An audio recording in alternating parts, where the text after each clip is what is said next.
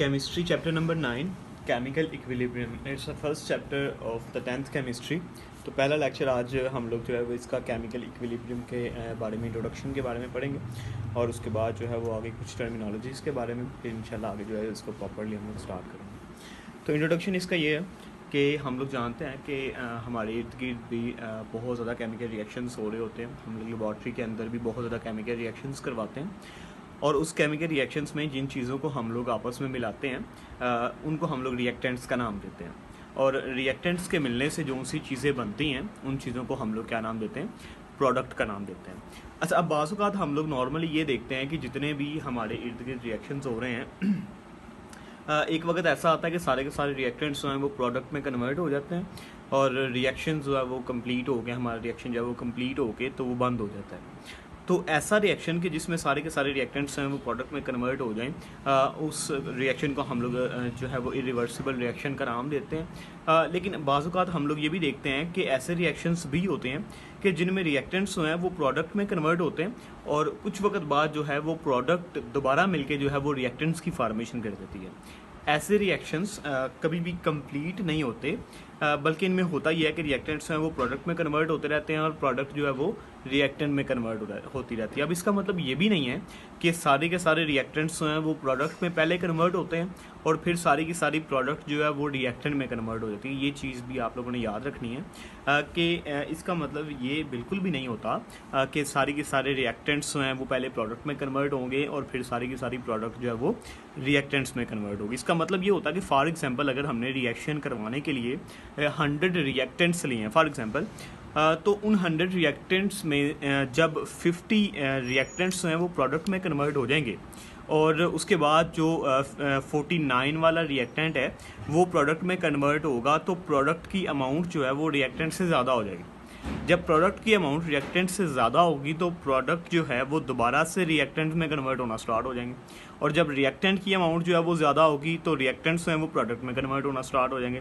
एक वक्त ऐसा आएगा कि जितने रिएक्टेंट्स हैं वो प्रोडक्ट में कन्वर्ट हो रहे हैं उतनी ही प्रोडक्ट जो है वो रिएक्टेंट में भी कन्वर्ट हो रही है। तो उस पॉइंट को हम लोग जो है वो केमिकल इक्विलिब्रियम का नाम देते हैं। फॉर एग्जांपल कि मैंने जैसे कि आपको बताया कि हमने 100 रिएक्टेंट्स लिए हैं, उनमें से 50 प्रोडक्ट में कन्वर्ट हो गए। तो अब इस इक्वेशन के अंदर हमारे पास 50 रिएक्टेंट्स हैं और 50 प्रोडक्ट हैं। अब जब एक रिएक्टेंट प्रोडक्ट में कन्वर्ट होगा तो एक प्रोडक्ट जो है वो रिएक्टेंट में कन्वर्ट हो जाएगा, मतलब दोनों तरफ जो अमाउंट है वो 50 ही रहेगी। तो ये वाला जो पॉइंट होता है कि जिस पे रिएक्टेंट्स और प्रोडक्ट की अमाउंट जो है वो बराबर हो जाती है, इस पॉइंट को हम लोग जो है वो केमिकल इक्विलिब्रियम का नाम देते हैं। हमारी नेचर में भी ऐसे ही कुछ रिएक्शंस हो रहे होते हैं। तो अभी इसको प्रॉपरली हम लोग जो है वो डिटेल में इंशाल्लाह जैसे जैसे चैप्टर के बारे में पढ़ते जाएंगे हम लोग इसको समझते जाएंगे। अब मैं छोटी सी एक एग्जांपल देता हूँ कि हम लोग जानते हैं कि प्लांट्स हैं वो फोटोसेंसिस करते हैं। फोटोसेंसिस में वो क्या करते हैं, कार्बन डाइऑक्साइड को यूज़ करवाते हैं, उस कार्बन डाइऑक्साइड को यूज़ करवाते हैं जो एनिमल से आ रही होती है और बदले में क्या करते हैं वो एक बाय प्रोडक्ट के तौर पे ऑक्सीजन को बाहर निकालते हैं in the reaction of the photosynthesis. तो उस ऑक्सीजन को एनिमल्स यूज़ करवाते हैं।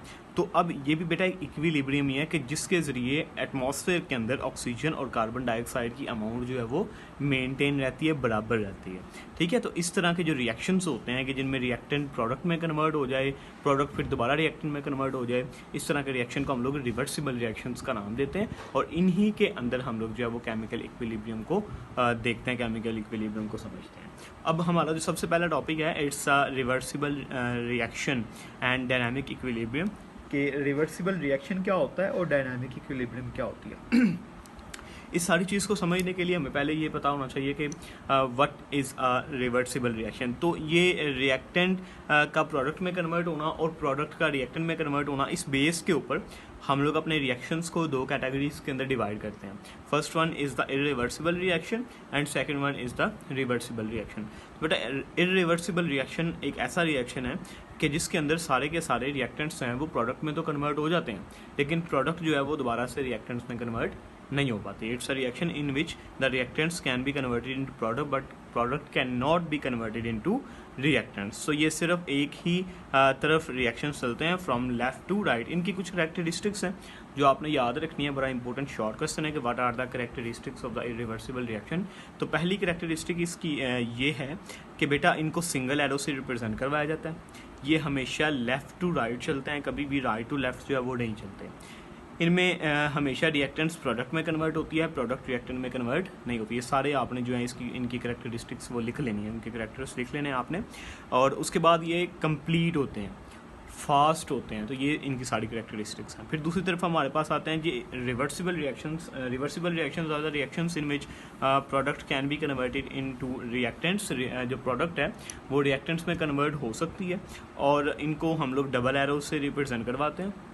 इनके अंदर जो है ये बहुत ज़्यादा स्लो प्रोसेस होता है। इनके अंदर डायनामिक इक्विलिब्रियम को हम लोग देख सकते हैं। उसके बाद ये कभी कंप्लीट नहीं होते, इनकम्प्लीट रिएक्शंस होते हैं कि जिनमें हम लोग जो है कभी रिएक्टेंट जो है वो प्रोडक्ट में कन्वर्ट हो रही है, प्रोडक्ट जो है वो रिएक्टेंट में कन्वर्ट हो रही है। ठीक है, अब ये दो डेफिनेशंस और इनकी करैक्टरिस्टिक्स आपने याद करनी है। इंट्रोडक्शन को बड़े अच्छे तरीके से आपने पढ़ना है, MCQs के लिए इसको याद रखना है। फिर आगे जो डेफिनेशंस आएंगी वो मैं साथ साथ आपको बताता हूँ।